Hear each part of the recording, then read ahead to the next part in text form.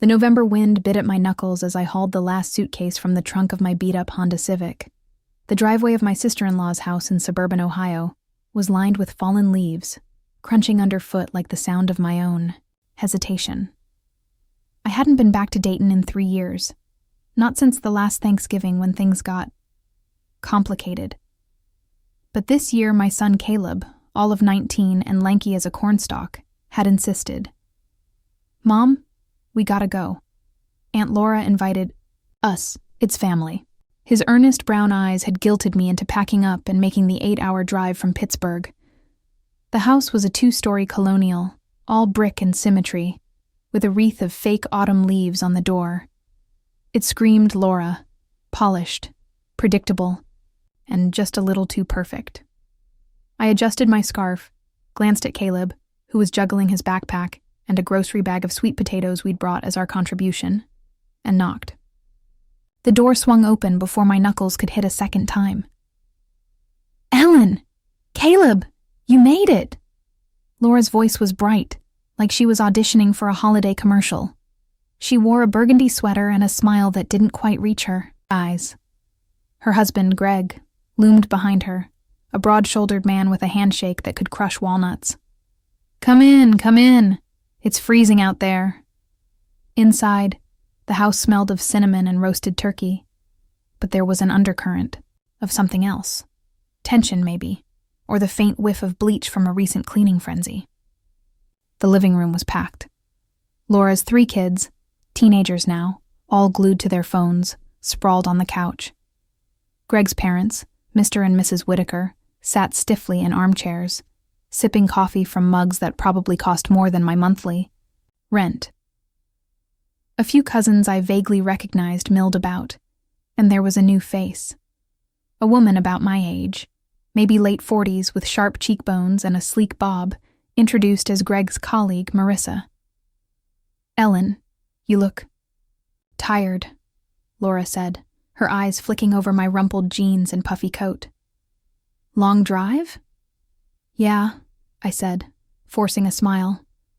Roads were clear, though. Caleb kept me entertained with his playlists. Caleb grinned, shoving his hands in his pockets. "Mom hates my music, says it's just noise." "It is noise," I teased, ruffling his hair. He ducked away, embarrassed but laughing. Laura led us to the kitchen, where a spread of appetizers sat on the island. Cheese cubes, crackers, and a dip that looked like it came from a magazine. "Help yourselves," she said, then lowered her voice. "We're using paper plates this year. Keeps things simple." I froze, my hand halfway to a cracker. "Paper plates? For Thanksgiving. In this house with its granite countertops and custom curtains?" I caught Caleb's eye, and he raised an eyebrow, clearly thinking the same thing. But I didn't say anything. Laura was the queen of this castle, and I wasn't here to start a war over tableware. As we settled in, the house buzzed with small talk. Greg was bragging about a new client at his law firm. Marissa chimed in with corporate jargon, and the kids argued over who got the best spot on the couch. Caleb wandered off to join his cousins, leaving me to navigate the adults. Mrs. Whitaker, Greg's mother, cornered me by the fireplace. "So, Ellen," she said, her voice dripping with judgment. "Still teaching at that community college?" "Yep," I said, sipping a glass of cheap wine. "Love it. Flexible hours, good students," she hummed, unconvinced. "Must be hard, though. Single mom, no support. How's Caleb doing with all that?" I bristled but kept my tone light. "He's doing great. Got a scholarship to Ohio State. Starts next semester." Her eyebrows shot up, and for a moment, I felt a flicker of pride. Caleb was my anchor, the one thing I'd gotten right in a life full of wrong turns. But the conversation shifted when Laura called everyone to the dining room. The table was set with, paper plates, the flimsy kind you'd see at a picnic. I caught Greg's eye, and he shrugged, like it was no big deal. But it was. Something was off, and I couldn't shake the feeling that this Thanksgiving was going to be anything but simple. The dining room was a study in contrasts. The chandelier sparkled, the tablecloth was crisp linen, but those paper plates sat like an insult atop it all. I took my seat next to Caleb, who was already piling mashed potatoes onto his plate. The spread was impressive: turkey, stuffing, green bean casserole, cranberry sauce, but the vibe was strained. Laura was flitting around, refilling glasses and adjusting napkins, while Greg carved the turkey with the precision of a surgeon. "So," Marissa said, breaking the silence as she speared a piece of turkey. "Ellen, Laura tells me you're into photography. Hobby or side hustle?" I hesitated. Photography was my escape, not something I talked about with strangers. "Hobby," I said. "Mostly landscapes. Keeps me sane." "She's good," Caleb piped up, his mouth full. "Her photos are all over our apartment." I shot him a look, but he just grinned. Marissa nodded politely, but her attention shifted to Greg, who was launching into a story about a recent case. The table fell into a rhythm of eating and half-hearted chatter. The cousins bickered over who got the last roll, and Mr. Whitaker grumbled about the state of the economy. I stayed quiet, watching Laura. She was fidgety, her smiles too quick, like she was hiding something. Then came the first crack in the facade. "Greg," Laura said, her voice tight, "did you tell your parents about the house yet?" The room went still.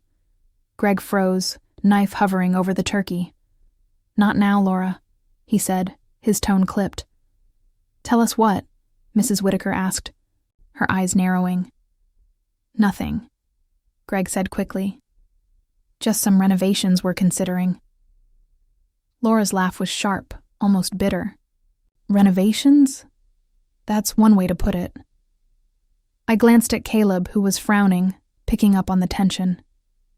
The kids stopped arguing, and even Marissa looked uncomfortable. I wanted to ask what was going on, but I knew better than to poke. A hornet's nest.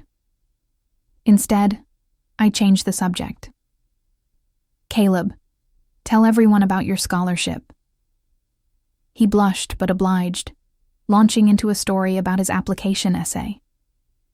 The table relaxed a fraction, but the undercurrent remained. Something was brewing, and those paper plates felt like a clue. Why skimp on something so small when everything else screamed excess? I chewed my turkey, watching Laura and Greg exchange glances that were anything but warm. After dinner, we moved to the living room for dessert.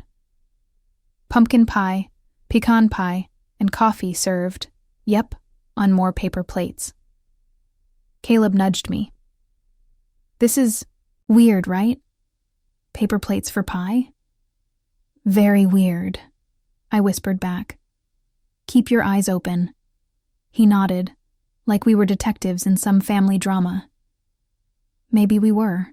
As the night wore on, I caught snippets of conversation. Laura whispering to Greg about the paperwork, Mr. Whitaker muttering about bad decisions. By the time we headed to the guest room, I was exhausted but wired. Caleb flopped onto the air mattress, scrolling on his phone. "Mom," he said, not looking up. "Something's up with Aunt Laura and Uncle Greg. Did you see how they were acting?"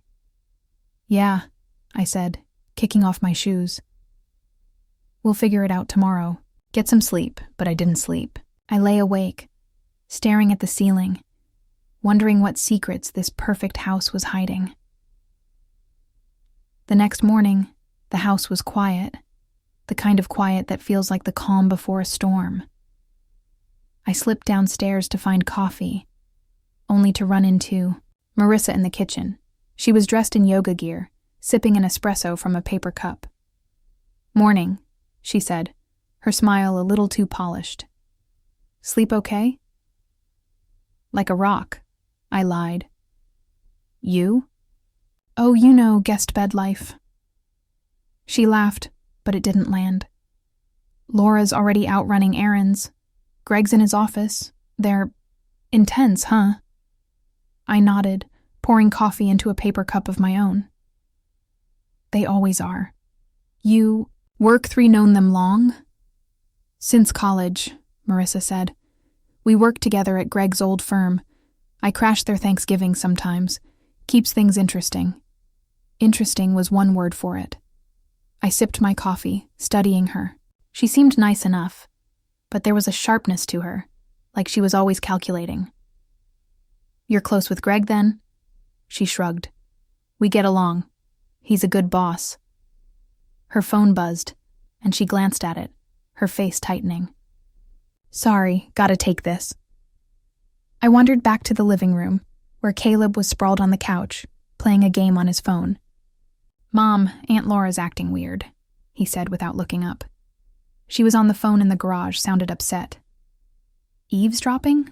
I asked, sitting next to him. Nah, just heard her when I went to get a soda. He paused his game.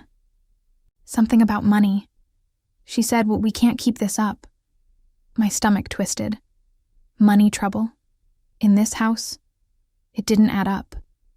Laura and Greg lived like they had it all. Big house, fancy cars, private schools for the kids. But those paper plates, I couldn't shake the feeling they were a sign of something bigger. Laura came back an hour later, arms full of shopping. Bags. Black Friday deals, she said, her cheer forced. You guys want to help decorate the tree? Caleb jumped up, always a kid at heart when it came to Christmas lights. I helped untangle strings of bulbs, but my mind was on Laura. She was avoiding my eyes, fussing with ornaments like her life depended on it. Greg joined us, but he was distracted, checking his phone every 5 minutes. The kids were off in their own world, and Mr. and Mrs. Whitaker sat in the corner, whispering to each other. By noon, the tree was up, glowing with white lights and silver ornaments. It was beautiful, but the mood was sour. Laura and Greg disappeared, into the kitchen, and I heard raised voices. Caleb shot me a look. Told you, he mouthed. I couldn't stand it anymore. I followed them, lingering by the doorway. It's not my fault, Greg was saying, his voice low but sharp. You wanted this life, Laura. Don't put this on me, she snapped. You said it was a sure thing. I backed away, my heart pounding. Caleb was right. Something was seriously wrong. But what? I didn't have time to dwell on it because Laura stormed out, nearly running into me. Ellen, sorry, didn't see you. Her face was flushed, her eyes bright with unshed tears. You okay? I asked. Fine, she said too quickly. Just family stuff. I didn't push. Instead, I went back to the living room, where Caleb was stringing popcorn garland with his cousins. He leaned over and whispered, Mom, I think they're broke. I stared at him. What? I heard Uncle Greg on the phone earlier, something about a loan default. My mind raced. A loan default? That would explain the paper plates, the tension, the whispers. But how bad was it? And why hadn't they told me? I was Laura's sister-in-law, Caleb's mom. We were family, weren't we? The rest of the day passed in a blur of board games and leftovers, but the unease grew. Laura and Greg were putting on a show, laughing and joking, but it was hollow. The kids seemed oblivious, but Mr. Whitaker's scowl deepened, and Mrs. Whitaker kept patting Laura's hand like she was comforting a child. Marissa, meanwhile, stuck close to Greg, their heads bent together over a laptop in the den. Work, she said. I didn't buy it. That evening, Caleb and I took a walk around the neighborhood. The air was crisp, the streets lined with houses decked out in early Christmas lights. Mom, Caleb said, kicking a pile of leaves. Why don't they just tell us what's going on? I sighed. Pride, maybe, or shame. Money problems are hard to talk about. He nodded, thoughtful. You ever have money problems? Like, when I was a kid? I hesitated. Caleb didn't know the half of it. The late nights balancing bills. the times I'd skipped meals so he could eat. "We got by," I said. "You always had what you needed." He looked at me, his eyes soft. "I know you worked hard, Mom. I want to help them, you know? They're family." My heart swelled. Caleb was a good kid, better than I deserved. "We'll figure out a way," I said, "but we need to know the whole story first." Back at the house, the tension was thicker than ever. Laura was in the kitchen, scrubbing dishes like her life depended on it. I grabbed a dish towel and started drying.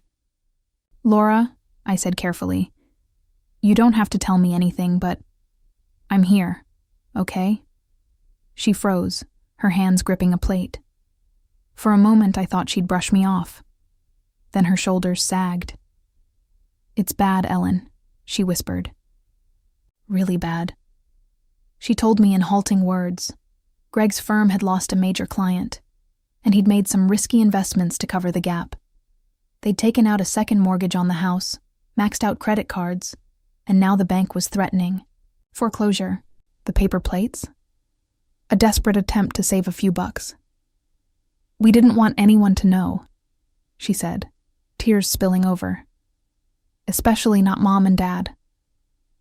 I hugged her, my own eyes stinging. "We'll get through this," I said, though I had no idea how. "You're not alone." That night, I couldn't sleep again. I sat up, scrolling through my phone, researching foreclosure laws and debt relief options. Caleb joined me, bleary-eyed but determined. "I looked some stuff up too," he said, showing me his laptop. "There's this program for small businesses. Maybe Uncle Greg could apply." I stared at him, amazed. "When did you get so smart?" Grinned. "Runs in the family." We stayed up late, making a plan. I didn't know if it would work, but for the first time I felt a spark of hope. Maybe we could help Laura and Greg. Maybe family was stronger than shame. The next morning, I cornered Greg in the garage while he was tinkering with his car. "We need to talk," I said, crossing my arms. He looked up, wary. "About what?" Laura told me. The house, the money, all of it. His face hardened. "She shouldn't have done that. She's my sister-in-law. Caleb's my son. We're not strangers." I softened my tone. "Greg, we want to help." He laughed, bitter. "Help? Ellen, you're a single mom scraping by. What can you do?" The words stung, but I pushed on. "Caleb found a small business relief program. I've got some savings. Not much, but it's something. And I know people who've been through this. There are options." He stared at me, his jaw tight. "Why do you care? You've barely been around." I flinched. He wasn't wrong. I'd kept my distance since my divorce from Laura's brother, feeling like an outsider in their perfect family. But Caleb loved them, and that was enough. "Because Caleb does," I said. "And because I know what it's like to feel like you're drowning." Greg's shoulders slumped. He looked tired, older than his 45 years. "I messed up, Ellen. I thought I could fix it, but it's too big." "Then, let us help," I said. "Start by telling your parents. They're not blind. They know something's wrong." He nodded slowly, like he was finally giving in. We went inside, and I gathered Laura, Caleb, and the Whitakers in the living room. Greg laid it all out. The failed investments, the debt, the threat of losing the house. Mrs. Whitaker gasped, and Mr. Whitaker's face turned red, but they didn't yell.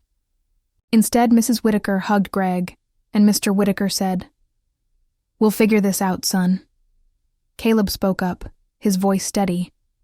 "I found this program online. It's for businesses in trouble. You could apply, Uncle Greg, and Mom's got some contacts who know about debt restructuring." Laura's eyes widened. You don't have to do this." "Yeah, we do," Caleb said, grinning. "You do it for us." The room was quiet for a moment.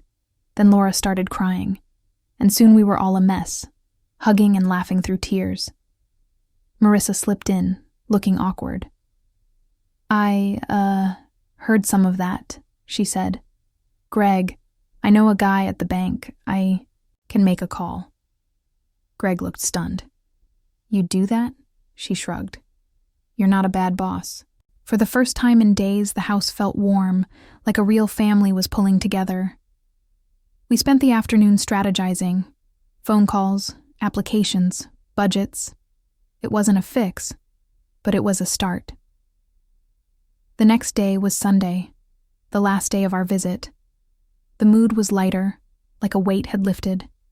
Laura and Greg were talking again, not fighting, and the kids were actually helping clean up without being asked. Caleb and I were packing the car when Laura pulled us aside. There's something we want to do, she said, her eyes bright. For Caleb. I frowned. What do you mean? Greg joined us, holding an envelope. Caleb's been a rock through all this, he said. We didn't want to tell you guys, but, well, we made a decision. He handed the envelope to Caleb, who opened it with shaking hands. Inside was a legal document, thick with jargon. Caleb's eyes widened as he read it. Mom, he whispered. It's the deed to the house. I stared, my heart stopping. What? Laura smiled, tears in her eyes. We're not losing the house. Not if we can help it. But we want Caleb to have it eventually. We're signing it over to him, as a trust, for his future. Caleb's jaw dropped. But why? Greg put a hand on his shoulder. Because you're family, kid, and you reminded us what that means. I was speechless, tears streaming down my face. Caleb hugged Laura, then Greg, then me, the envelope clutched in his hand. The Whitakers joined us, and even Marissa cracked a smile. The house, the paper plates, the secrets. It all led to this moment, this impossible gift. I don't know what to say, Caleb said, his voice breaking. You don't have to say anything, Laura said. Just keep being you. We stood, there, a messy, imperfect family, holding on to each other in the cold November air. The house wasn't just a house anymore. It was a promise, a future, a second chance. The drive back to Pittsburgh was quiet at first. Caleb kept the envelope on his lap, glancing at it every few minutes like he couldn't believe it was real. I couldn't either. The deed to Laura and Greg's house, a place worth more than I'd ever see in my lifetime, was my son's. Not today, not tomorrow, but someday. It was a lifeline, a safety net, a gesture of love I never saw coming. Mom, Caleb said finally, breaking the silence. Do you think they'll be okay? Aunt Laura and Uncle Greg? I gripped the steering wheel, thinking. I think they've got a shot. They're not alone anymore. That's half the battle. He nodded, staring out the window. I want to help them, like really help. Maybe I can get a job, put some money toward the mortgage. I smiled, my chest tight. You're something else, kid. But don't worry about that now. Focus on school. They've got us, and we've got them. We stopped for gas outside Columbus, and Caleb ran inside for snacks. I sat in the car, looking at the envelope he'd left on the seat. It wasn't just about the house. It was about trust, about family stepping up when it counted. I'd spent years feeling like the odd one out, the divorced sister-in-law who didn't quite fit. But this weekend changed that. Laura's confession, Greg's honesty, Caleb's heart, it all wove us back together. When Caleb got back, he tossed me a bag of chips. You okay, Mom? You're all quiet. Just thinking, I said, tearing open the bag. About how lucky I am to have you. He rolled his eyes, but his grin gave him away. Yeah, love you too. The rest of the drive, we talked about his college plans, my photography, and the future. He wanted to study business, maybe help Greg rebuild the firm. I told him about a photo contest I was entering, a chance to show my work. We laughed about the paper plates, how they'd become the symbol of this wild weekend. By the time we pulled into our apartment complex, the weight of the past few days felt lighter, like we'd carried it together. As we unloaded the car, Caleb hugged me out of nowhere. "Thanks, Mom," he said, "for everything." I hugged him back, tears in my eyes again. "Anytime, kid." Support the channel. If you enjoyed this story, please consider supporting our channel. Your support helps us keep sharing stories like this one. Visit our website, https://xai support, to learn how you can contribute. Thank you for being part of our community.